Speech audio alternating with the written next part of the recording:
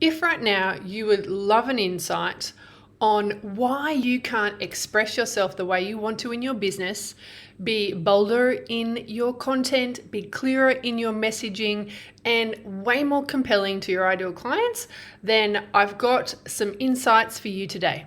I have spent a gazillion hours understanding what are the core blocks most soul-led, intuitive businesswomen have when it comes to expressing themselves more boldly, clearly, and compellingly in their business.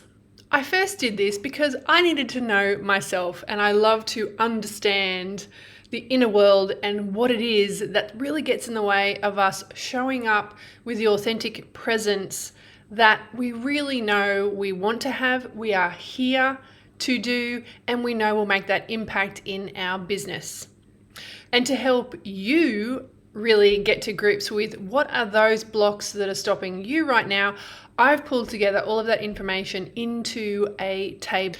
I'm going to show it to you in a second, but there are 3 key areas where we can look to discover right now what is the core thing stopping me from showing up more fully in my business messaging and marketing.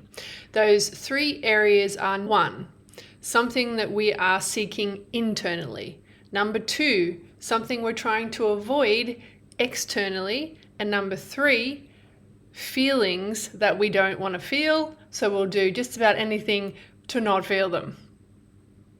Okay, let me show you the table. Right here is the table that I was just talking to you about, and the 3 categories that I have already mentioned.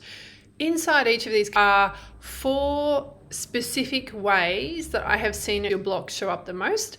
So I'm going to quickly run through them, and I want you to feel into which of these is most present for me right now. And some of these are 2 sides of the same coin.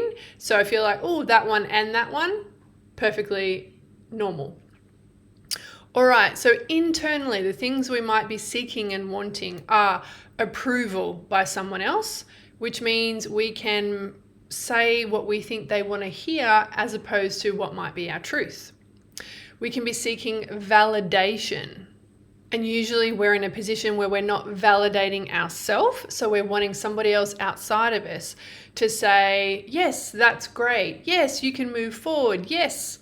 And all of those things are essentially us looking for permission to show up how we want to, do the things we want to do, say the things we want to say.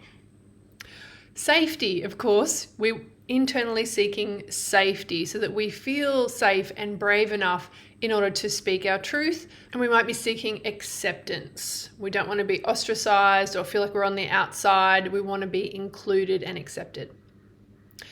Those external fears, so they're things we seek on the inside. So some of the things that we are looking for on the outside, some of the things we're afraid of on the outside are things like being judged and being found wanting, being criticized, and being seen as a fraud. We don't want to cause hurt or upset with our words, so we very carefully manage them so that they can't cause offense. And of course, we're afraid of being disliked because many of us have felt like we're on the outside before, and we don't want to be disliked because we feel like that's where we'll be again. And then we've got that final column, which is the core feelings that we can, and I'll speak for myself, I've certainly tried to avoid all of these through the way I have managed what I've said. I've diminished it, I've massaged it, I've watered it down. And those things I'm trying to avoid are shame around something that I don't want to tell people, something I don't want people to know. Embarrassment about somewhere I failed or I fucked up or things did not go as I had hoped. Humiliation, of course, now that's public. We want to avoid public humiliation where someone calls us out or calls us a fraud or disagrees with us. And vulnerability. This is a really key one for soul-led businesswomen who want to be authentic in their messaging, but that can make them feel vulnerable and exposed. So we can certainly try and avoid that as well. So out of these 12, what are the ones that really resonate with you? You can feel them hitting you in your body right now. Let me know in the comments or send me a DM privately if you like, and I can give you some tips on how we can really address these. And if working with these is something you're really serious about in 2026, this is the work that we do inside Raise Your Voice. I created this table for the first time I ran Raise Your Voice in 2024 because identifying our blocks, alchemizing them so that we regain that energy and bravery to go and speak our truth into the world and then actually go and do it. Those are the things that really shift our ability to create the kind of results, presence, and impact that we want in our business. Raise Your Voice starts again in a few days on Wednesday, January the 28th. Drop the word voice in the comments or send me a DM if you'd like me to send you some more information. I'd also love to know which of these is resonating with you most. Bye for now.